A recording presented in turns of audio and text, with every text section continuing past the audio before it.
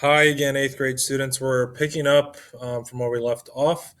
We just got done with the warm up and then getting started. We are now on page M2-83, where activity 1.1 starts. So we're going to start off with the total cost of an order for 3 shirts. Well, we know that each shirt costs $8. So we're going to take the cost per shirt times the number of shirts. That's going to be $24. But we also have to remember that $24 we have to add the setup fee to it. So cost of 3 shirts is going to be $39. For B, 10 shirts, again, cost per shirt times the number of shirts. Then we take that total and we add the setup fee of $15. So 10 shirts is going to cost $95. For C, 100 shirts, $8 a piece. So 8 times 100 is 800. And then add the $15 setup fee to that for a total of $815 for 100 shirts. So part D, we want to just explain how we calculated that. Again, the first thing we did was first you multiply the cost per shirt by the number of shirts. Then you add the setup fee to the product of cost per shirt and number of shirts. So multiply the $8 times the number of shirts is what we did, and then we added the $15 setup fee to that. Now we're going to kind of flip this around. Number 2 says how many shirts can a customer buy if they have $50 to spend or $60 to spend or $220 to spend. So we know automatically that there is a setup fee of $15. No matter how many shirts they buy, there's a setup fee of $15. So let's get rid of that first. 50 minus 15 equals 35. So we know that we have $35 to spend on shirts. We also know that shirts cost $8. So I'm going to take the $35 that I have and divide it by the cost of each shirt. It is not going to divide evenly. 8 goes into 35 4 whole times with 3/8 left. But all we're really concerned about here is the whole number. The whole number tells me how many shirts this person can buy. So for $50, I can buy 4 shirts. For B, $60. Again, let's get rid of the fee. 60 minus 15 means I have $45 to spend. They cost $8 each. That's going to be 5 5/8. So this means I can afford 5 shirts. For C, $220. Let's get rid of the fee again. So $205 to spend on shirts that are $8 each means that equals 25 5/8. So I can buy 25 shirts with $220. So part D, explain how we calculated this again.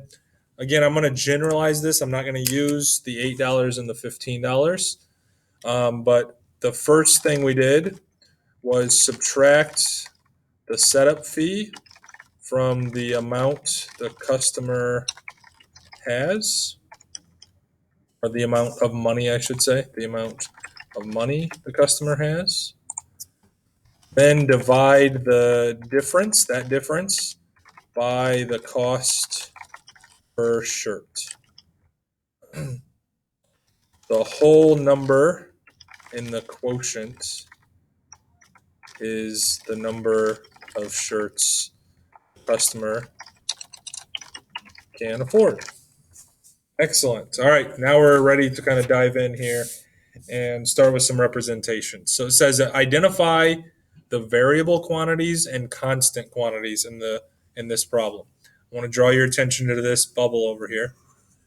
This tells us variable quantities are quantities that change, constant quantities are quantities that don't change. So think about from customer to customer what changes and what doesn't change. So the variable quantities, this would be from customer to customer, these things change. That would be the number of shirts, and the total cost. The constant quantities are the quantities that don't change from customer to customer. As more customers come in, the things that don't change is the cost per shirt and the cost of the setup fee. Those things do not change. Any customer gets the same cost per shirt and the same setup fee.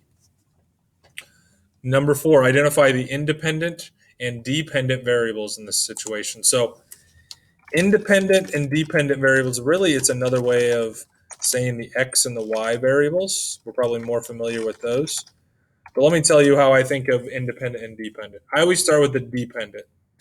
The dependent variable, and here's our variable quantities, number of shirts, total cost. The dependent variable is the one that depends on the other one.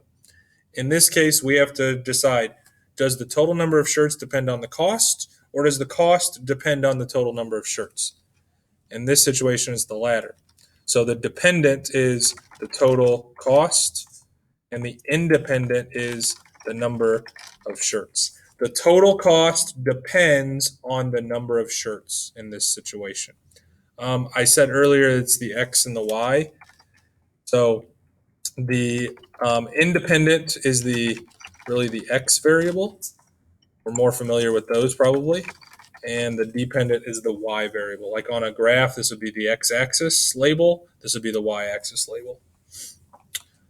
Now we're going to complete this table. I'd like for you to complete this on your own and then just come back and check answers with me. So pause the video and determine the total cost for these different numbers of shirts.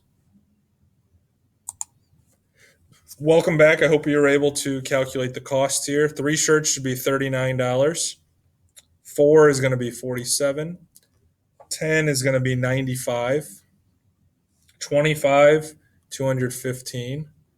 100 shirts would be $815. 120 would be $975. 150 would actually be $1,215. After checking those, if you do have questions, make sure to email me or let me know in class when you're in person. We can go over exactly how we got all of those. Now we're going to move to page 85, the last thing in this lesson, which is about creating a graph. So create a graph of the data from your table on the grid shown. First, choose your bounds and intervals by completing the table shown. Remember to label your graph clearly and provide a title.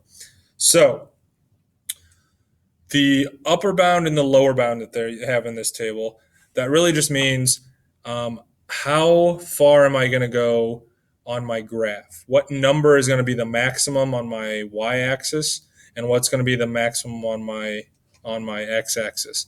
Lower bound would mean the minimums on my y and the minimum on my x. So I just got to get an idea based on my data what those things should be, and then that will also help me determine my intervals. So let's start labeling some things first of all. We said that number of shirts earlier was the independent or the X variable. So on the X-axis, down here, this is going to be number of shirts.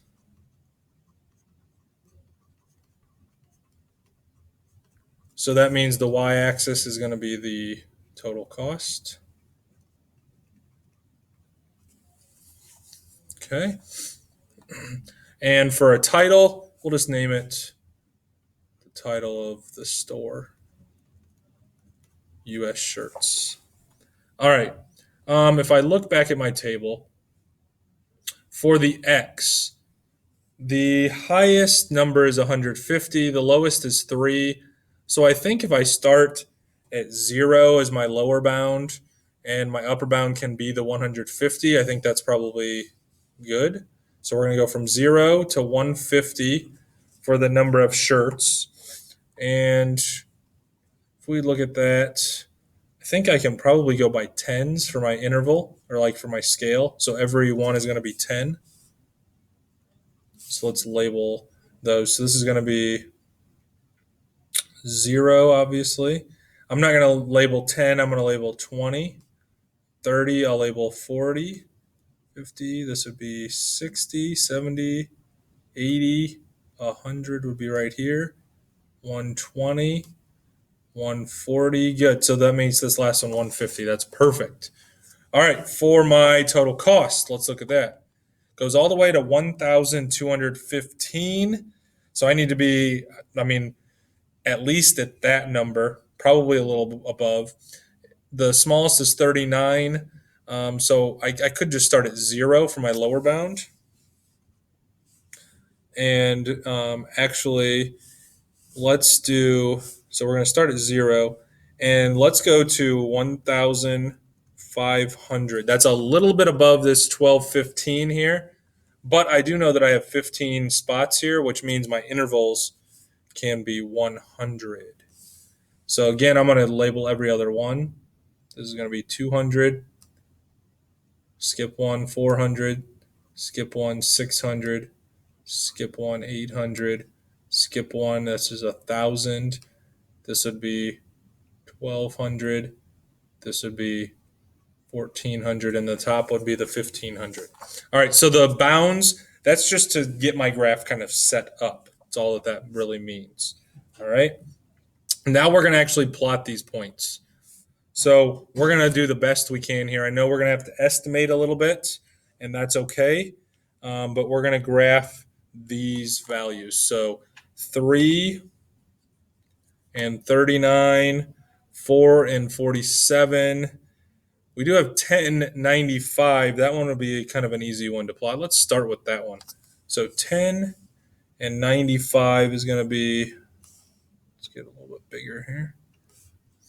So here's 10. 95 is going to be just underneath this one because this is 100. Somewhere in there. Okay. Any other multiples of 10? 100. 120, 150. Let's plot those. So 100, it was 815 for the total cost. So here's 100 shirts. 815 is just above 800, right in there. 120 was 975, so just under 1,000. About right there. 150 was 1,215, so just above 1,200, like right there. What else did we have? 25. 25 shirts. This would be 30, so halfway between here was 215. So just above 200. Somewhere in there. I mean, that gives us a pretty good picture of everything here. We didn't plot 3 and 4. We could. They're going to be super close to each other, so let's just plot 4 and 47. 4 and 40. So 4 is a little less than halfway. 47 also a little less than halfway. Something like that. All right. That's a pretty good graph here. Now, we can draw a line through these points to kind of model this relationship. It doesn't mean that all of the points on this line make sense in this context, but it does give us a little bit better idea of what's going on. So here's a line that does model this situation. And let's wrap this up with number 7 on page 85. Define the variables and write an algebraic equation for this problem situation. So for our variables, our two things were total cost and number of shirts. So I'm going to use those variables just so they kind of help me identify them. C is going to be cost. C equals total cost. And then I'll use S to represent number of shirts. All right, so number of shirts is kind of my X. Total cost is kind of my Y, even though I'm using different terms. Realize we said this is non-proportional, so my equation is going to be in the form Y equals mx plus b. Sorry, that's a little Y in there. Y equals mx plus b. So we need to determine the slope and the starting point, which I think we already know the starting point. Starting point was 15. That was the setup fee, right?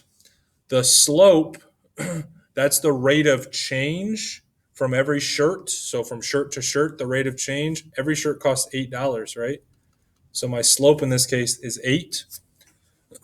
Instead of y, we said we're going to use c. Instead of x, we're going to use s. So my equation is going to be c equals 8s plus 15. And now we have just modeled this problem for the US shirts as a table, as a graph, and now as an equation. That should be very helpful for these different representations for you. I hope that it was helpful. Have a great day, everyone.